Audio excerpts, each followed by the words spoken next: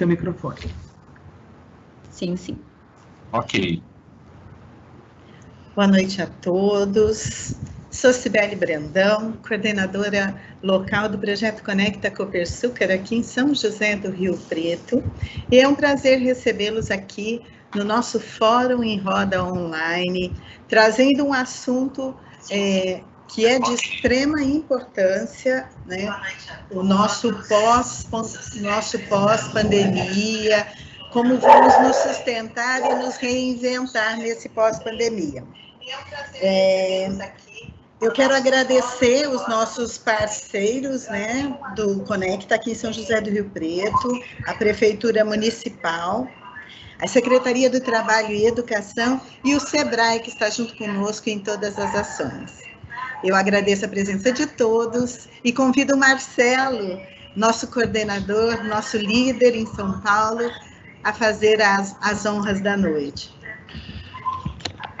Olá, pessoal, boa noite a todos. É um prazer imenso, né? A gente está fazendo este evento, que é um evento online, uma versão de inovação, renovando aí este momento tão especial nesta pandemia. Essa é uma frente do programa Conecta da Copersucar, realizado pelo Instituto Crescer, né? Junto à Copersucar S.A. E é um prazer tê-los nessa noite para que possamos fazer aí reflexões acerca deste tema tão importante, um tema essencial nos dias de hoje. E para isso, hoje o nosso convidado é muito especial mesmo, é o Fábio Alperovitch, né? Dispensa apresentações porque ele tem um currículo imenso, é uma pessoa extremamente competente neste assunto e que vai trazer essas abordagens e essas reflexões.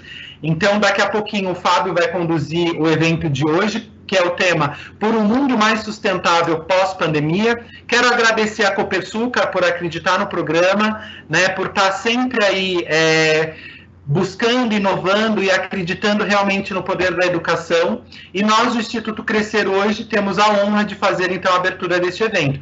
Para tanto, eu chamo a Maria Cláudia, que é a gestora de sustentabilidade, representante da Copersucar. Bem-vinda, Maria.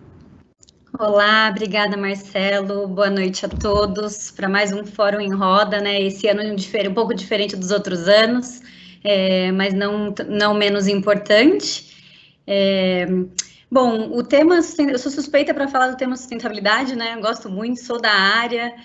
A Copersucar é uma empresa que a sustentabilidade está no coração, está no core, né? Está aí no nosso planejamento. A gente tem estratégias voltadas para a sustentabilidade. Até vou deixar aí no link depois compartilhando com vocês nosso relatório de sustentabilidade fresquinho que saiu há pouco tempo, que tem todas as nossas estratégias, o nosso planejamento, fala um pouquinho dos nossos produtos e tudo mais, né, para quem tiver interesse. E engraçado, achei super pertinente trazer o Fábio para falar aí do pós-pandemia, o que vai ser da gente, quais são as tendências aí, né, agora.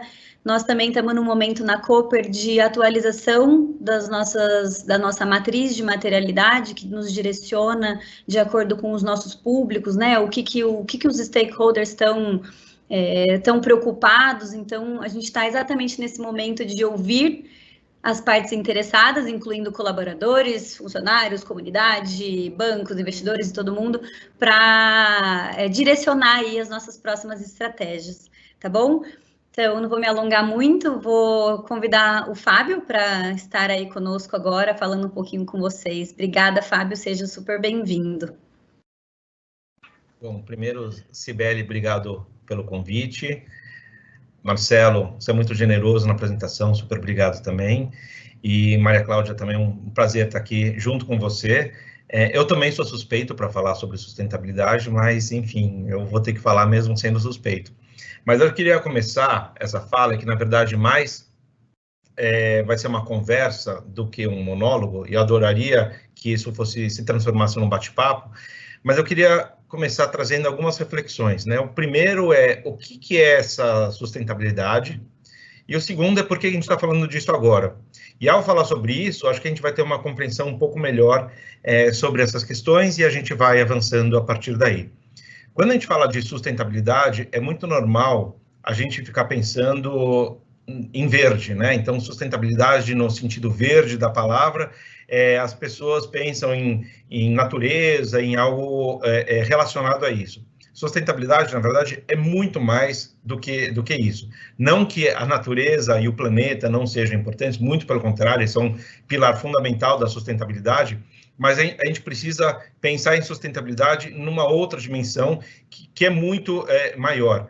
A sustentabilidade tem a ver com o meio ambiente, sim, mas a sustentabilidade também tem a ver com direitos humanos, a sustentabilidade tem a ver com perenidade, a sustentabilidade tem a ver com relações, a sustentabilidade tem a ver com todo um ecossistema, né?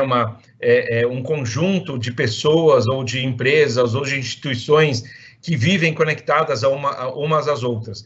E que a sustentabilidade, no final das contas, é você cada vez mais exercitar e melhorar essas relações e pensando nelas no longo prazo. Então, se você não cuida das pessoas, se você não cuida das suas relações com funcionários, não cuida da relação com seus clientes, não cuida da relação com seus fornecedores, com o governo, com a imprensa, com concorrentes, com o meio ambiente, com as comunidades no seu entorno, etc., você não é sustentável. Então, na verdade, quando a gente fala de sustentabilidade, a gente está pensando em algo muito além de ser, entre aspas, só verde. A gente precisa pensar em dimensões muito, muito grandes. Então, eu queria que a gente entrasse nessa conversa com essa cabeça. Tira aquela imagem de que sustentabilidade seja algo só referente à natureza e a gente tem que pensar numa dimensão muito maior. A segunda questão é por que hoje, né? Por que a gente está falando de sustentabilidade hoje? E se a gente abrir jornais de todas as espécies, seja jornal impresso, se a gente for na TV, se a gente for no rádio, é um assunto que começa a ser falado no Brasil, que não era falado há 1 ano ou 2 anos atrás. Eu, por exemplo, e a Maria Cláudia, que somos interessados no assunto, certamente buscávamos informações, mas elas não estavam tão disponíveis como elas são hoje. Então, isso virou um interesse muito maior. O assunto não é novo. Ele virou, vamos dizer, de interesse público muito recentemente, mas ele é um assunto que já existe há muito tempo. E nós que somos, enfim, apaixonados pelo assunto, estamos muito felizes de que ele seja abordado na intensidade que ele está sendo abordado. Temos que tomar alguns cuidados também, porque muitas vezes ele tem sido abordado de uma maneira muito superficial, ele é um tema extremamente complexo, né? Eu falei de relações humanas, falei de direitos humanos, falei de meio ambiente, são questões muito complexas, mas a gente está feliz que esse espaço está sendo cada vez maior para esse tema. Mas acho que é importante discutir um pouco por que agora, por que isso está acontecendo agora e não aconteceu há 2 anos atrás, há 5, há 10, apesar do assunto existir, apesar de já existirem profissionais na área, apesar de já existirem interesses na área. Na minha opinião, e aí essa é uma opinião muito particular minha, existe um contexto todo que ajuda que esse assunto seja um assunto do momento para o Brasil. A primeira é uma questão, vamos dizer, mais não brasileira, é um fenômeno que a gente tem visto, que é uma questão geracional. Então, cada geração, obviamente, não é porque o ano muda e que as pessoas são diferentes, então isso é um processo, mas essa nova geração, a qual infelizmente eu não faço parte, mas essa nova geração é uma geração que ela foi picada por uma mosquinha do propósito. Essa geração vê as coisas de uma maneira diferente que as gerações anteriores. Então, essa geração não tolera alguns tipos de atitudes que eram, infelizmente, toleradas no passado. E essas atitudes, elas são também de muitos espectros. Então, por exemplo, racismo, por exemplo, homofobia, por exemplo, degradação no meio ambiente, por exemplo, questões éticas, tudo isso tem que ser denunciado e essa nova geração, ela se incomoda demais com essas questões. Então, as empresas ou as pessoas que, infelizmente, estão ainda, entre aspas, no mundo antigo, em que essas questões elas não eram denunciadas, vocalizadas, e essa geração nova se incomoda. Então, uma empresa, por exemplo, que num evento por exemplo, que a gente viu ou tem visto, infelizmente, de racismo nos Estados Unidos, etc., uma empresa que se omite em relação a isso causa desconforto para os seus funcionários, causa desconforto para os seus clientes, e, eventualmente, essa nova geração, ela passa a boicotar. Ela fala, poxa, por que eu vou ser cliente numa empresa que não me defende, ou que não defende os valores que eu defendo? Então, essa geração, e isso não é no Brasil, isso é um fenômeno que acontece mundialmente, essa é uma geração cheia de propósito. E essas pessoas, ainda por serem muito novas, elas são consumidores, mas ainda nem tanto. Daqui a pouco, à medida que elas vão crescendo em sua carreira, elas vão passar a ser consumidores mais relevantes, elas vão poder tomar suas decisões de consumo, inclusive de itens maiores, como, enfim, moradia, carro e etc. e tal, e essas pessoas vão começar a questionar determinadas coisas, né? Poxa, porque esse carro polui, então não quero esse carro, caso esse prédio foi construído como, essa empresa, ela tem uma política de inclusão racial ou não tem, como que ela se manifestou, esse restaurante aqui, ele trata bem os funcionários ou não trata. Então, essas questões que não eram tão relevantes para uma geração anterior, passam a ser relevantes. À medida que essa geração vai crescendo, a transformação ela vai aumentando. Por quê? Porque essas pessoas, como eu falei, não só passam a ter capacidade de consumo e tomam decisão de consumo, essas pessoas elas vão crescer nas suas carreiras e vão ocupar cargos de chefia, gerência, diretoria, presidência de companhias no futuro. Então, as empresas elas vão ter um choque cultural também. Essas pessoas vão acabar herdando também patrimônio de seus enfim, pais, e essa transferência de patrimônio significa que essas pessoas vão alocar seus patrimônios de uma maneira diferente do que era feito até então. Então, o mundo está vindo neste contexto. Tá? Acho que isso é super importante colocar, porque esse fenômeno dá muito corpo à questão da sustentabilidade, mas mais do que isso, ela torna a questão da sustentabilidade não um modismo. Ela torna a questão da sustentabilidade algo que realmente tem substância e que vai continuar por muitos anos, inclusive, como eu coloquei, à medida que essas pessoas vão se tornando líderes em suas respectivas instituições ou domicílios, esse assunto ganha ainda mais corpo. Tem um outro lado também que é relevante, que é o lado, que eu não quero ser muito técnico aqui, que é o lado do capitalismo. Quando eu comecei a minha carreira, nos anos 90, as empresas, elas tinham um objetivo muito claro, quase que único, que era aumentar o lucro, e esse aumentar o lucro era um aumentar o lucro a qualquer custo. E eu vou tentar explicar um pouco melhor. Então, é o seguinte, vamos supor uma empresa que vende um produto qualquer.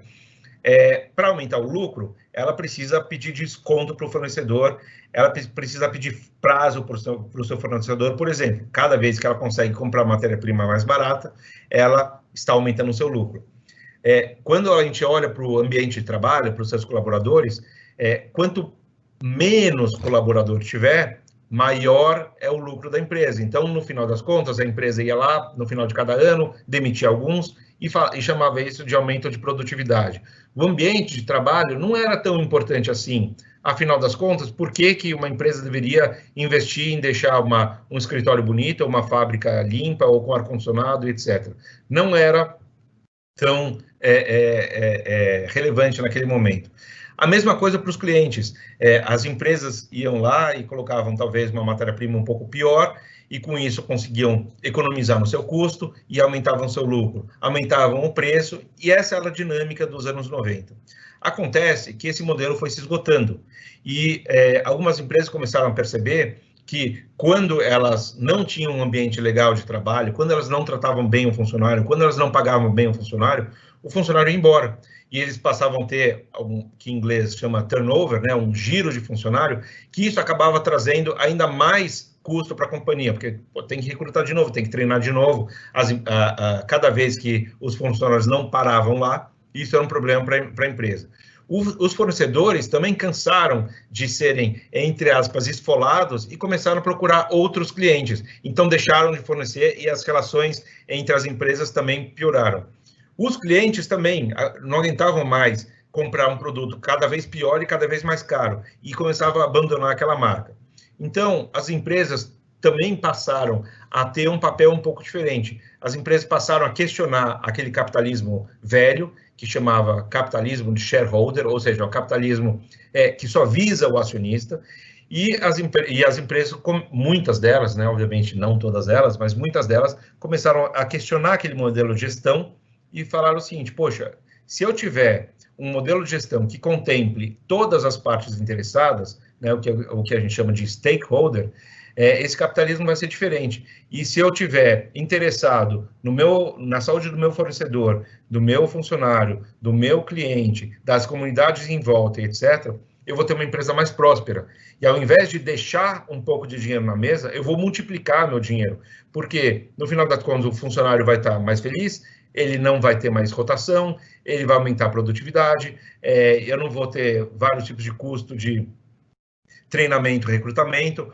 O meu cliente, por exemplo, vai se fidelizar à minha marca, eventualmente eu posso aumentar meu preço e as relações passam a ser muito melhores. Então, as empresas também começaram, não tanto tempo atrás, a serem administradas de uma maneira diferente.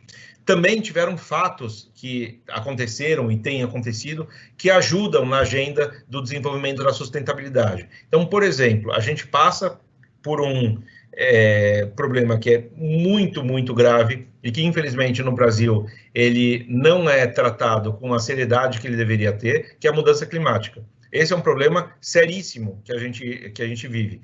E, infelizmente, nós humanos, não demos muita bola para essa questão da mudança climática por muitos anos. E a gente agora chega num momento que é um momento crítico. E essa discussão, ela é muito presente na Europa, ela é muito presente também nos Estados Unidos e pouco presente no Brasil. Então, a gente ainda não convive muito com ela, mas a gente vai ter que conviver com ela mais cedo ou mais tarde. Esse é um debate muito importante, porque ele é urgente e a gente está num momento que é quase que irreversível. Então, essas questões também ambientais, elas ganham uma dimensão, elas ganham uma importância também bastante grande. Então, olha só o que estava acontecendo. Já vinha uma geração que é uma geração meio diferente, uma geração já cheia de propósito. As empresas também começam a perceber que elas precisam ser geridas de uma maneira diferente. E a questão da mudança climática, ela traz um senso de urgência para tudo isso e um foco muito grande, como se fosse um grande holofote para as questões ambientais. Então, a questão ambiental, quando eu tinha, sei lá, eu sempre gostei desse tema, mas nos anos 90, a gente falava, vamos salvar o mico-leão-dourado, vamos salvar uma determinada espécie de tartaruga marinha. Não que não sejam importantes, muito pelo contrário, biodiversidade é extremamente importante, mas agora a gente tem uma urgência enorme em relação à questão climática que traz esse assunto do meio ambiente para o centro das discussões. E para, entre aspas, piorar, né, que na verdade é melhorar, veio a pandemia. E a pandemia, obviamente, é uma questão muito triste, e eu ainda tenho dificuldade até de lidar com o tema dessa palestra, que chama pós-pandemia, que seria uma notícia feliz, né? Eu ainda não consigo ver o pós. A gente ainda está durante a pandemia, é uma situação ainda muito crítica, as pessoas ainda têm que tomar muitos cuidados, mas a pandemia, ela traz, vamos dizer, como um efeito colateral, 2 pontos que, para mim, são muito positivos para o desenvolvimento da agenda da sustentabilidade. O primeiro é o respeito à ciência. Então, como eu estava falando anteriormente, a gente vive um momento crítico em relação a mudanças climáticas e que ele era, por muitos, desprezado. A ciência é muito desprezada e, principalmente no Brasil, ela é desprezada. Quando vem a pandemia, começa a ter um respeito maior à ciência. Então, poxa, vamos ouvir o que essas pessoas estão falando, mesmo porque a questão climática está ligada à pandemia ou futuras pandemias também. Então, esse respeito à ciência passa a ser relevante, essa luz em cima da ciência passa a ser relevante, e isso passa a sensibilizar as pessoas. O outro ponto que é extremamente relevante é o olhar sobre o social. Então, não tanto tempo atrás, muitas pessoas ou muitas empresas não eram tão sensíveis assim em relação às questões sociais. E a pandemia traz essa discussão para para o meio da mesa. Então, poxa, o que eu vou fazer? Eu vou abrir a minha loja ou não vou abrir minha loja? Eu vou deixar meu funcionário exposto à pandemia ou não vou? Eu vou ter a responsabilidade coletiva de ficar em casa isolado e, eventualmente, se tiver que sair, eu vou ter todos os cuidados e usar máscara, ou eu não estou nem aí com o próximo? Então, todas essas discussões em relação às questões sociais, elas passam a ser exercidas não só pelas empresas, mas pelas pessoas também. E isso está no centro da sustentabilidade. Quando se a gente for pensar, logo no começo, eu estava definindo sustentabilidade como preocupações ambientais e preocupações sociais. E a pandemia traz exatamente essas preocupações ambientais a partir do holofote na ciência e preocupações sociais a partir do respeito ao ser humano. Então, quando a gente pega todo este contexto, soma a questão geracional, soma as empresas mudando cada vez mais de atitude, a gente tem, de fato, a sustentabilidade sendo trazida para o Brasil, e não só para o Brasil, para o resto do mundo, mas a gente estava atrasado nesse debate, com uma força total. Então, eu acho que, enfim, só concluindo minha fala inicial, acho que será um mundo diferente, né? Os assuntos que a gente debate serão diferentes, os jornais estão diferentes, as rodas de conversa estão diferentes, e esses assuntos vão ser dominantes e cada vez mais presentes. Nem um funcionário, nem um consumidor, nem um ser humano hoje pode tolerar algumas questões que são muito relevantes para a sustentabilidade, como homofobia, racismo, falta de ética, falta de respeito com o meio ambiente e, assim sucessivamente, tantos outros conceitos. E isso fica muito evidente a partir de agora. Muito obrigado. Bom, muito legal sua fala, traz muitas coisas, né? E a gente tem aqui o nosso chat, Fábio, tem uma pergunta especial do Luiz Cláudio para você. Ele está dizendo se você acha que a pandemia teve algum impacto na sustentabilidade e se a sociedade passou a olhar com mais atenção essas questões. Tá, não, obrigado pela pergunta. Certamente sim, em várias dimensões. Então, durante a pandemia, por exemplo, vou dar exemplos, tá?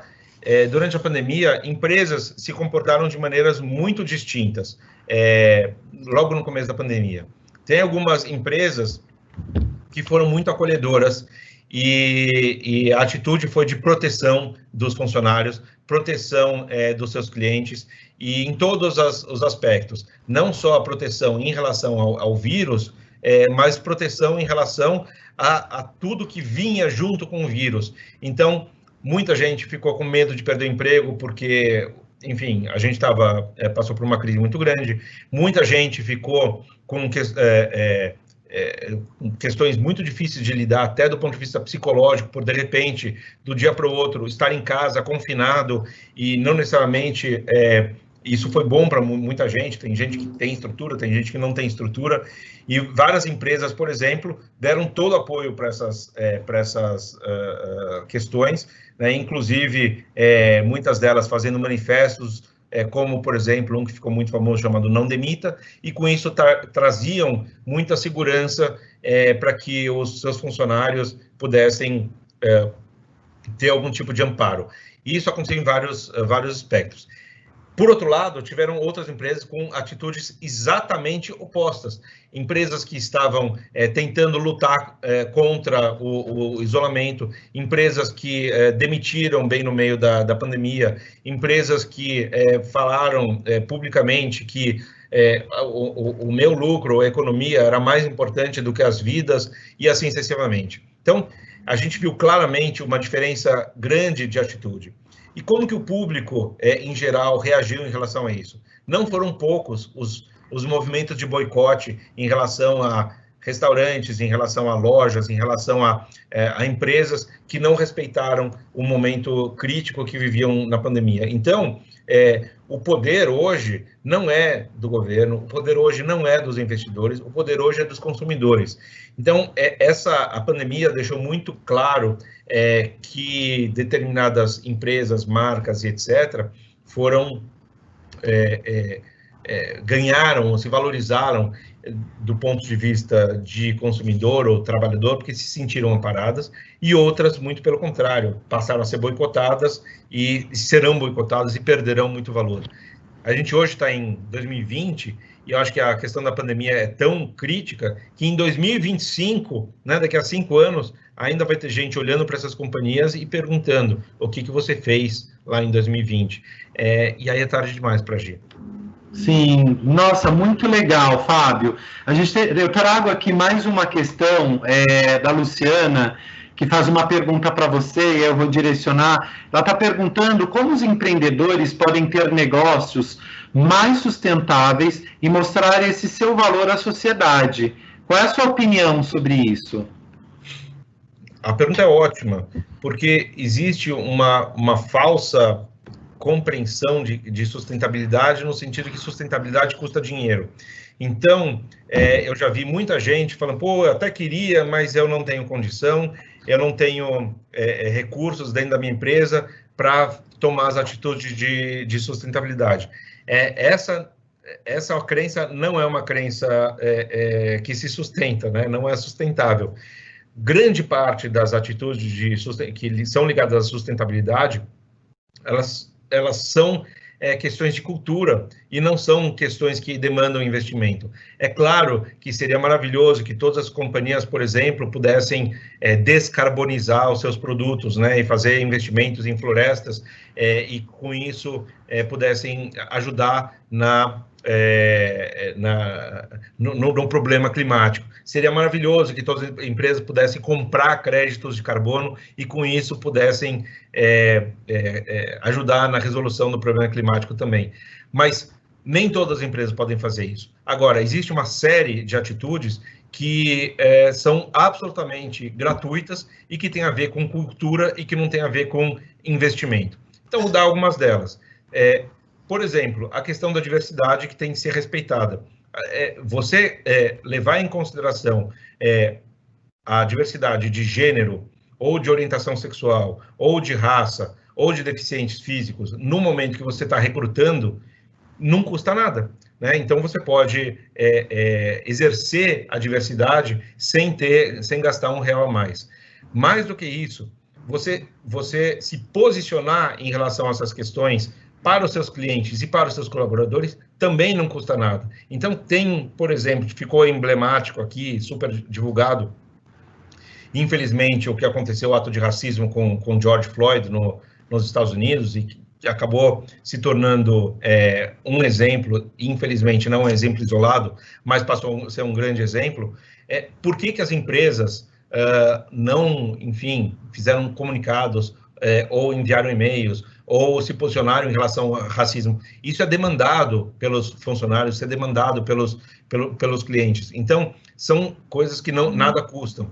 Outro ponto, coleta seletiva de lixo, também não custa nada, é uma questão de atitude. Então, você não precisa mudar a sua matriz energética, quer dizer, deveria, mas se você não tiver recursos para tal, tem outras coisas que estão ao seu alcance que podem mudar do dia para o outro sem investir. Então, acho que as empresas podem, sim, ser sustentáveis e ter um pouco mais de olhar para o ser humano e para o meio ambiente, sem mudar absolutamente nada nos seus compromissos financeiros.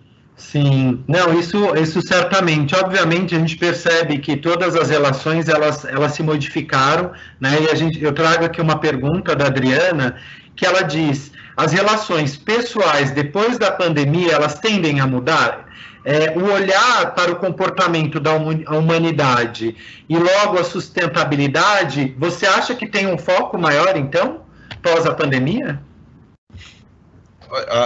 Muito boa pergunta, porque eu acho que tem muita coisa que vai mudar pós-pandemia. E muitos dos nossos hábitos mudaram e foram testados durante a pandemia, e muitos dos hábitos das empresas também foram testados durante a pandemia, e que no pós-pandemia não voltarão a ser como antes. Isso certamente afeta relações pessoais. Então, dando exemplos bobos, né, corriqueiros.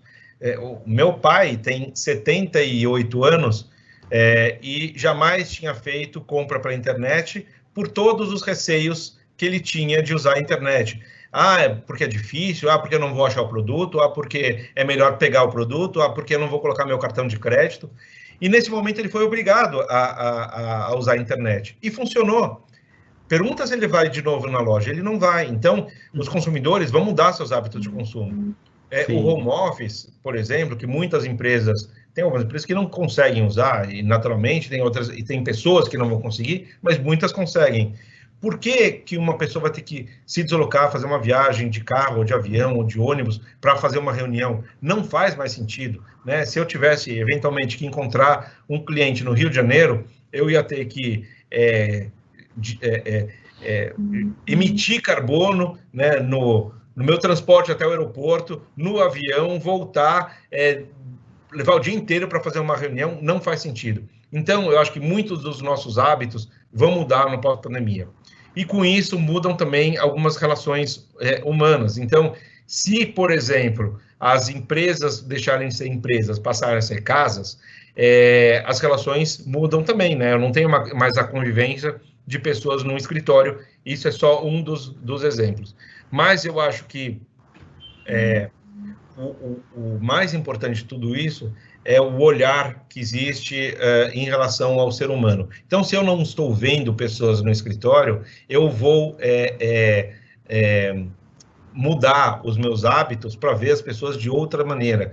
Mas eu passarei, ou estou falando eu, em primeira pessoa, mas isso vale para o coletivo, eu passarei a ser mais sensível às questões humanas. Em algum momento lá que eu estou administrando a minha empresa, ou que eu estou liderando um projeto, ou que eu estou numa escola, e etc., eu estou mais sensível às questões do ser humano que está...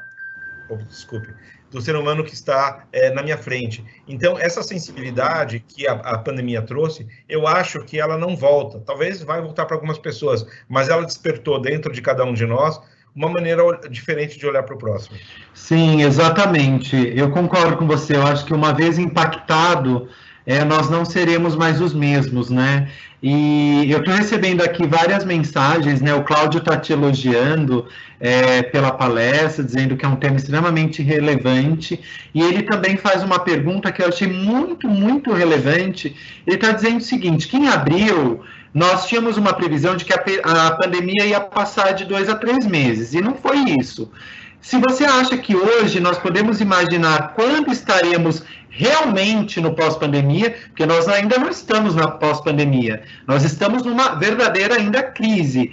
Qual é o estrago disso e o que está sendo causado pela sustentabilidade, né? O que causará na sustentabilidade? Então, essa é a pergunta do Cláudio Café aí para você, Fábio. Se eu entendi, Cláudio, a sua pergunta corretamente, vou responder, mas se eu não entendi, você manda aí no chat de novo e aí você me puxa a orelha. Mas eu acho que essa pandemia,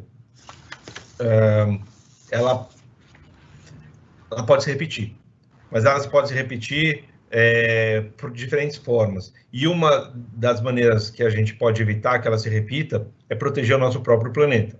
Então, vou dar um exemplo. A mudança climática, que tem trazido um aquecimento para o planeta, está derretendo cada vez mais as calotas polares e a parte do Ártico, e ela está sendo derretida cada vez mais. Ali, na parte do Ártico, tem, eu não quero ser muito técnico, mas tem uma camada chamada permafrost, e lá está congelado um monte de vírus e bactérias, um monte de patógenos que podem se transformar em pandemia. Na floresta amazônica ou em outras florestas tropicais, também tem vários vírus que estão ali nos troncos, e se em algum momento, né, por todo esse movimento de desmatamento, alguma dessas árvores, se alguém derrubar a árvore errada, estaremos contaminados também. Então, acho que, primeiro, essa pandemia, a gente não pode entender ela como algo com começo, meio e fim. Ainda que eu não tenho visibilidade de quando será o fim, mas quando for o fim, seja ela daqui a um mês ou daqui a um ano, ela não acabou de verdade. A gente tem que estar preparado para as próximas pandemias, que se a gente não cuidar do planeta, a gente estará sujeito a ela. Sim. Então, esse é um ponto que a gente precisa entender, que apesar de nenhum de nós ter vivido isso antes, nessa dimensão, isso pode ficar cada vez mais frequente. Então, acho que a pandemia traz uma lição muito grande para que a gente respeite o próximo e respeite o planeta. Sim, exatamente. E exatamente isso, a gente entra em outras crises também, né? Seja a crise econômica, seja, enfim, outras questões aí devido a essa pandemia. Tem uma pergunta aqui, Fábio, que eu queria compartilhar com você. Eu não sei se talvez teria esse dado. A Silvia está perguntando qual a porcentagem, se você sabe, de empresas que aderiram sustentabilidade no Brasil, né? Ou de repente aí tem alguma margem, né, para poder quantificar isso, se é baixo, alto, enfim. Você tem isso? Eu vou tentar responder de uma outra forma. Sustentabilidade não é uma coisa binária, não é aderiu ou não aderiu. E não é muito ou não é algo muito mais complexo do que isso. Então, o que eu posso dizer é que essa visão de sustentabilidade impactava pouco as empresas até pouco tempo atrás. Então, a sustentabilidade era vista nas empresas quase como se fosse uma área de contenção de risco. Então, é o seguinte, olha, não quero levar uma multa ambiental. O pessoal da sustentabilidade, o que eu preciso fazer para estar dentro dos conformes da lei, para não receber uma multa ambiental? Então, a sustentabilidade já estava lá, mas ela tinha um propósito diferente. A gente está em meio de um movimento em que a sustentabilidade ela tem sido vista como um agregador, um criador de valor para a empresa. E tem empresas que estão em fases muito diferentes da jornada. Tem empresas que estão no despertar, tem empresas que estão lá já bastante avançadas, e tem empresas que ainda acham que tudo isso é um mimimi. E, enfim, minha opinião pessoal é que essas que acham que isso tudo é um mimimi serão atropeladas. Agora, em relação a percentual, é muito difícil, porque não dá para dizer ou não é, né? Dá para dizer que empresas começaram a ter esse olhar ou não começaram a ter esse olhar. O único problema maior, só para trazer um pouco mais de complexidade para a resposta, é que até 5 anos atrás não existia nenhum incentivo das empresas de se venderem como sustentáveis, se venderem no sentido de falarem que são sustentáveis, porque como esse é um assunto quase que periférico, quando as empresas falavam que eram sustentáveis, elas estavam dialogando com quem? Estavam dialogando com o seu próprio ecossistema, estavam falando com seus funcionários, seus fornecedores, seus clientes, e é com ela que elas queriam falar. Agora, você dizer que você é sustentável, você está falando para o mundo, né? Você está falando, o consumidor quer saber se você é sustentável, o investidor quer saber se você é sustentável, a imprensa quer saber se você é sustentável. Então, existe um interesse muito claro, muito explícito das empresas quererem se vender como sustentáveis. E aí a gente vai ter uma dificuldade muito grande, principalmente de quem ainda não tem esse olhar crítico, de separar o quem faz do quem fala. E a gente, infelizmente, vai passar por uma fase que vai ter mais gente falando do que fazendo. É uma fase meio caótica, isso vai passar, mas, infelizmente, é o que em inglês a gente chama de greenwashing, né, que vai como se fosse maquiagem verde, empresas e pessoas, é quase que uma hipocrisia, né, falando muito, fazendo pouco. Sim, olha, Fábio, aqui o tema está rendendo, está muito legal. Pessoal, muito obrigado pela participação. Estou muito feliz aqui. Também, Fábio, tantas perguntas assim pertinentes, interessantes. Eu tento mediar aqui, trazendo um pouco essa interatividade, né, mesmo de uma forma online. Tem uma pergunta aqui que a pandemia, né, é um aviso claro da necessidade de cooperação entre países, entre setores e entre gerações no Brasil. Você, Fábio, acredita que estamos preparados para se posicionar diante da reestruturação? É curiosa essa pergunta, porque a pandemia ela acabou trazendo também um efeito um pouco contrário a esse, pelo menos na reação imediata.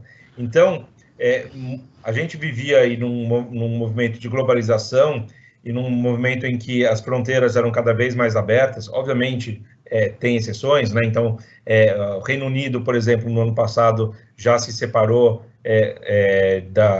aliás, foi decidido isso em 2016. Então, já tem um pouco desses movimentos em que a globalização tem sido contestada, mas essa cooperação entre países era algo predominante até a pandemia.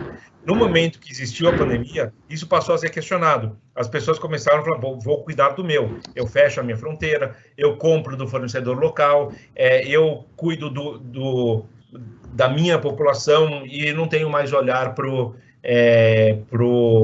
vizinho. Então, mas acho que essa é uma situação atípica, uma situação de crise, uma situação em que os líderes tiveram que, enfim, tomar decisões muito rápidas e cuidar dos seus países, numa situação que eles jamais viveram anteriormente. Então, é outro ponto em que, num primeiro momento, eu acho que tudo fica mais fechado. Mas, por outro lado, como a preocupação para novas pandemias é global, então você tem que ter, de certa forma, alguma cooperação, no mínimo na ciência, né, para desenvolvimento de vacina, no mínimo em relação a respeito ao meio ambiente, porque, supondo, né, fazendo suposições, imagina que do dia para a noite todo brasileiro passe a ser ecologicamente consciente e passe a respeitar o meio ambiente. Não adianta nada. Se o resto dos países do mundo não estiverem respeitando, a gente está inserido dentro de um planeta que é global. Enfim, então, a atitude do europeu, do americano, do canadense, do australiano, do chinês, do japonês, afeta o que está acontecendo no Brasil e vice-versa. Então, não adianta, neste primeiro momento, os países se fecharem em si mesmos, que é o que aconteceu, porque, de fato, os problemas são de todos. Então, acho que isso é algo que volta. Sim, muito legal. Ô, Fábio, uma coisa que nós temos percebido, né, eu particularmente tenho percebido, que dentro da pandemia ela reestruturou, de certa forma, os negócios, né? Então, a gente percebe que aquele vizinho que ficou desempregado, ele de repente está cozinhando e vendendo, né, produtos enfim, a gente está tendo um acesso de coisas e de negócios muito próximos da gente, né?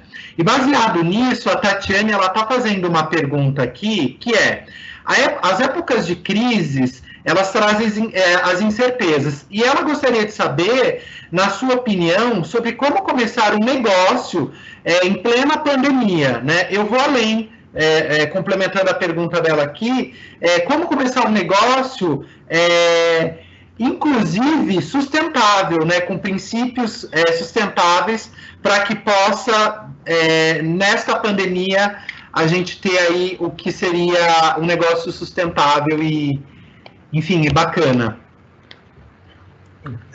Embora possa parecer que a pandemia seja um péssimo momento para começar um negócio, e de fato, né, tem todas as restrições econômicas, aumentou o desemprego, as pessoas são mais conscientes em custo, ninguém vai querer ficar consumindo, enfim, se está no meio de uma crise. Então, embora exista esse contexto, tem um lado interessante que a gente precisa analisar, porque pelo fato de acontecer a pandemia, muitos hábitos têm sido mudados.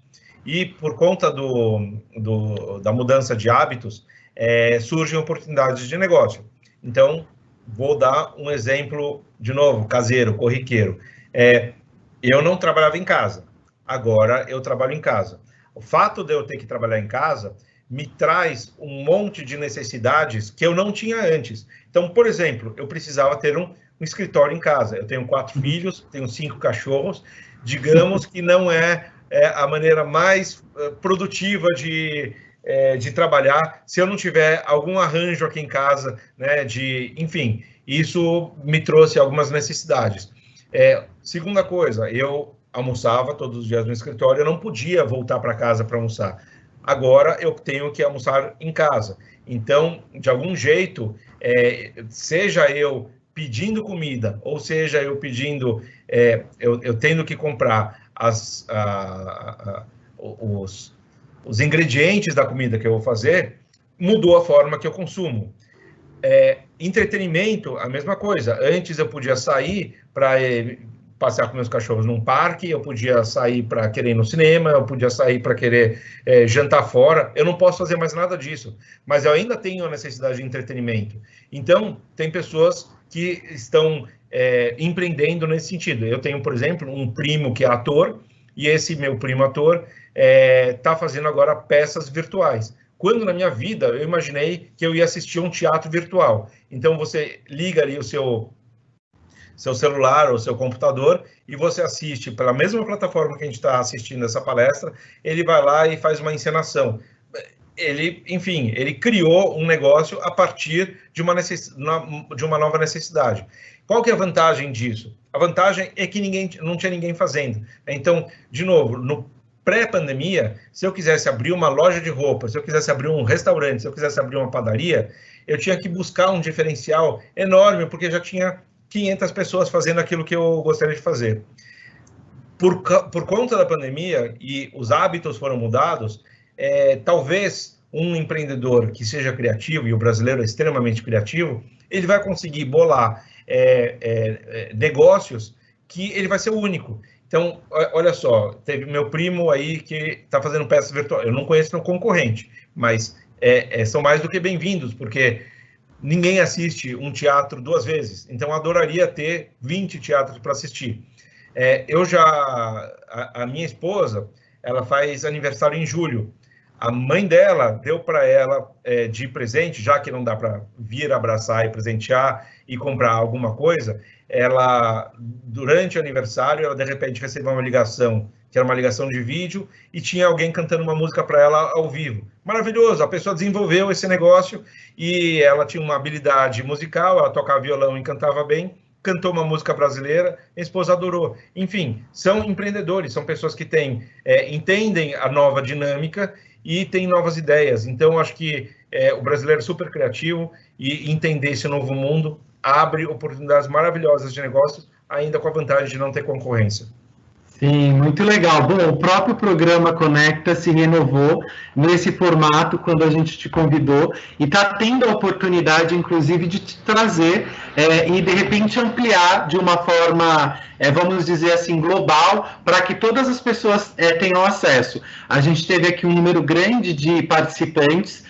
A gente entende que neste momento, principalmente em que as pessoas estão em casas, é oportuno e é um movimento essencial que, como nós, como uma instituição que tem o princípio da educação, leva essas reflexões e que possa, enfim, colocar essa sementinha aí, né? Plantar sustentabilidade, atitudes, enfim, e que possamos, de fato, ter uma sociedade cada vez mais igualitária, mais justa, né, para que todos nós possamos superar este momento e, com certeza, isso tudo vai passar. A gente está chegando aqui quase ao fim do nosso evento, recebemos muitas perguntas, foi muito especial essa edição. Também vou deixar isso aqui gravado, né, para que as pessoas possam ter acesso, porque informação e conhecimento nessa era é essencial. A gente sabe que o pós-pandemia vai necessitar de cada vez mais pessoas com conhecimento, né, pessoas que tenham realmente acesso, e essa é uma ferramenta que a gente vai disponibilizar no nosso site www.conectacopersucar.com.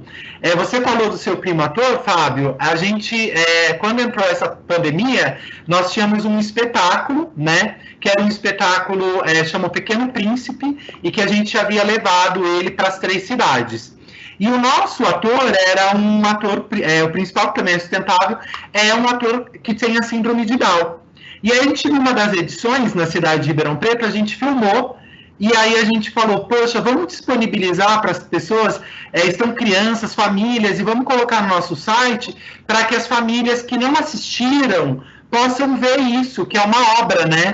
Então a gente disponibilizou, porque a gente entende que nesse momento as pessoas, as crianças, as famílias precisam sim de entretenimento, precisam de cada vez mais aí suprir as suas necessidades. Eu não sei se tem tempo para mais uma perguntinha, ou se a gente já vai... se a gente despede aqui, eu não sei como que está para você o nosso tempo aqui, a gente ainda tem 10 minutinhos para finalizar.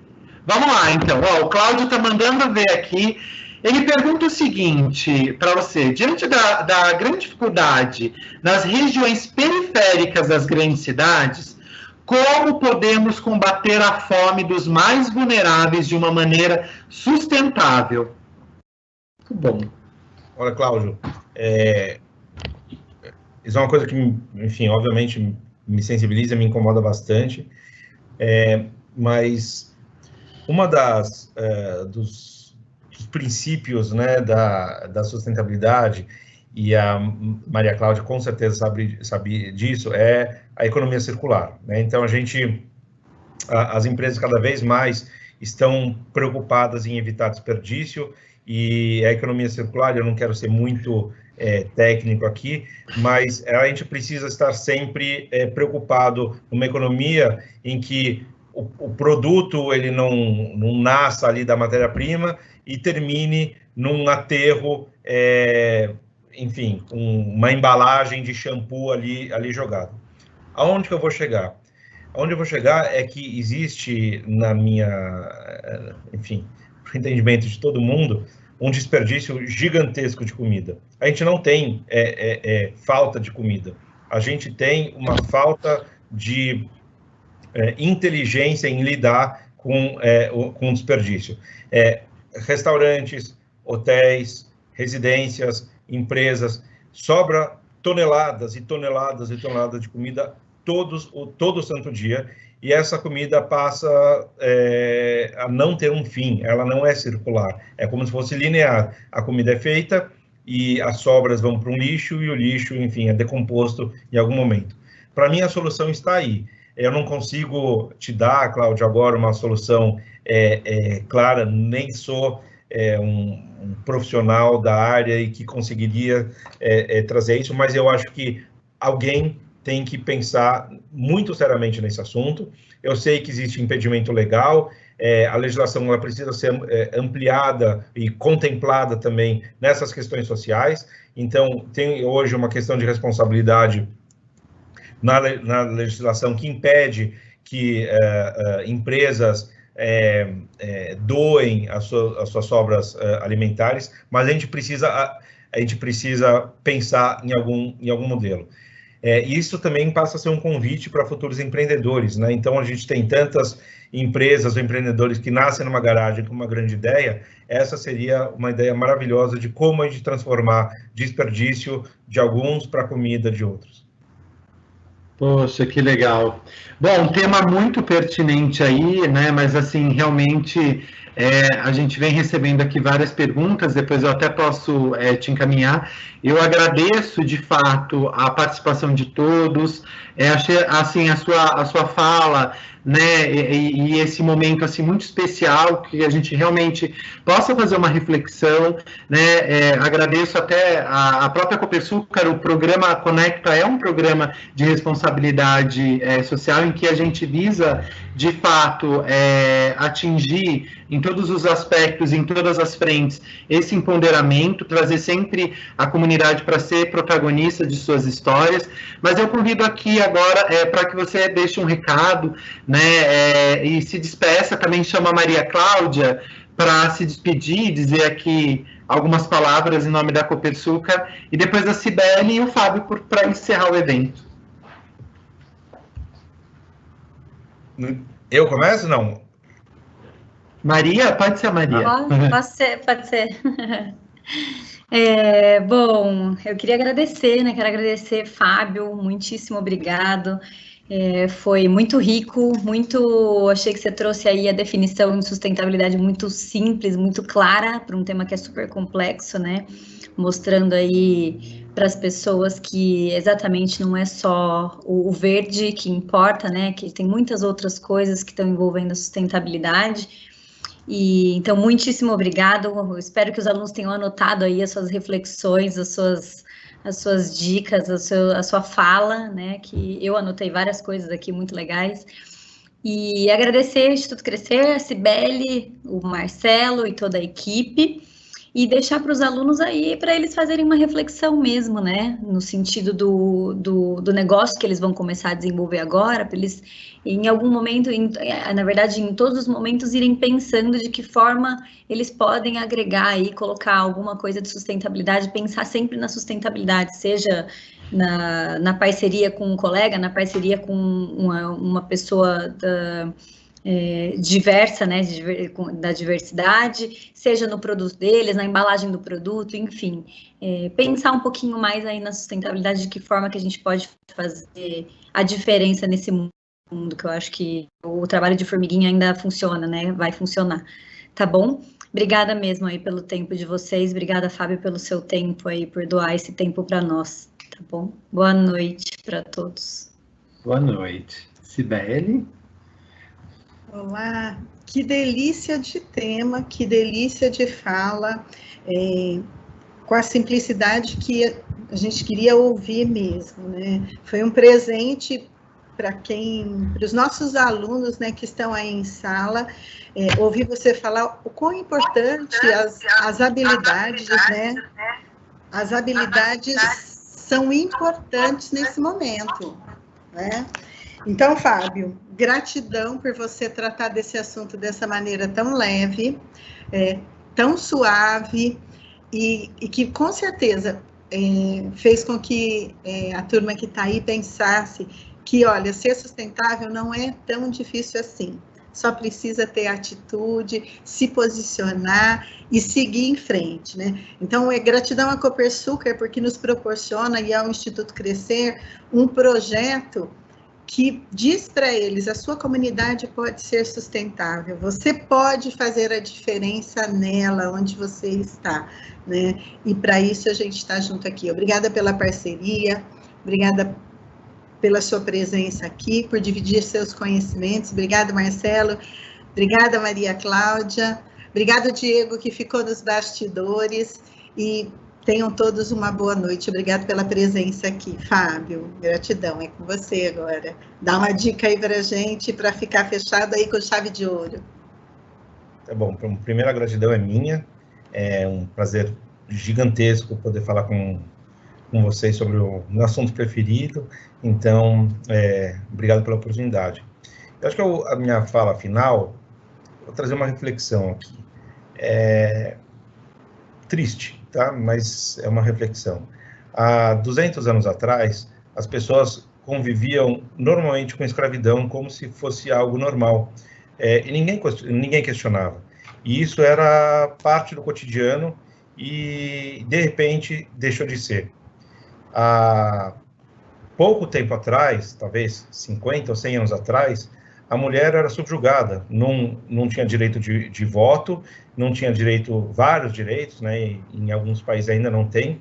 Isso a gente convivia, a gente não, né? Mas enfim, a sociedade convivia com isso sem questionar. E de repente isso passou a ser questionado.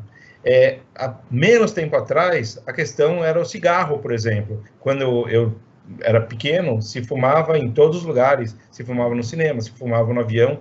Hoje isso é intolerável, e olha, qualquer pessoa que fuma, talvez a gente tenha fumantes aqui na audiência, mas, enfim, todo mundo olha torto, já não é mais, fumar em 2020 não é a mesma coisa do que fumar em 1990, 1980. Haverá um tempo, e esse tempo não vai demorar para chegar, em que racismo, homofobia, desrespeito ao meio ambiente, etc., também será totalmente intolerável pela sociedade como um todo. E esses discursos que a gente precisa fazer para conscientizar as pessoas sobre sustentabilidade, eles vão ficar vazios. Hoje ninguém precisa falar sobre ser contra a escravidão, ou ser contra o direito da mulher, ou ser contra o cigarro. Isso, enfim, já virou natural. É evidente que, embora exista umas loucuras e exceções, mas é evidente que isso é rejeitado pela sociedade como um todo. Não dá mais para tolerar racismo, não dá mais para tolerar homofobia, não dá mais para tolerar desprezo com o meio ambiente. E isso, em breve, né, acho que a gente está começando uma jornada que, quem sabe, né, muito em breve, isso vai ficar para trás, como ficaram as outras coisas. Obrigado pela oportunidade. Gratidão.